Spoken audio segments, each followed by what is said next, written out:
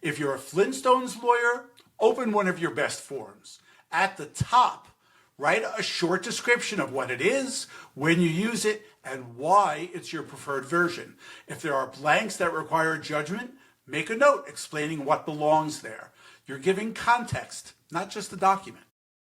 If you're a Simpsons lawyer, take your client questions and turn them into a consistent format. Each question should have a clear title, followed by a plain English answer. If there are exceptions or common misunderstandings, add those as notes. Think about how you'd explain it to a brand new associate on their first day. And finally, if you're a Jetsons lawyer, look at your systems. Instead of writing them as one long paragraph, break them into clear sequential steps. Start with the objective, then list the normal workflow, and finally note any common decision points. You're documenting the process the way you actually want it followed. Without even trying, you're beginning to transform your firm's experience into structured knowledge. Next week, we're going to introduce a tool that makes it even easier, which is Markdown.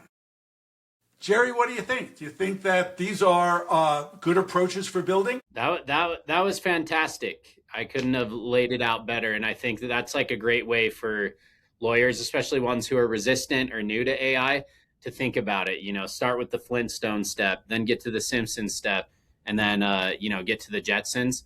I think how you laid that out is fantastic. One thing I would add is that I think sometimes you can get like analysis paralysis. AI is built really well to understand natural language prompting, which is basically like just talk to it as if it's a coworker or a friend. And, instead of having to feel like, oh, I have to document this perfectly, you can tell it, all of your thoughts, you can tell it the process, and it actually can understand that really well to either, train an agent or build the document to train the agent, kind of like you laid out in that Flintstones to Jetsons situation. So I love how you laid that out. I might have to steal the analogy. Listen, you cannot steal that which is freely given. All right. Heather, what do you think about this week's Flintstones, Simpsons, Jetsons segment? I think it's exciting. It's exciting that we get to find out what you're going to do with it soon. I know. I'm excited myself. All right. Well, listen, this was really a great episode. Jerry, you are our first vendor guest.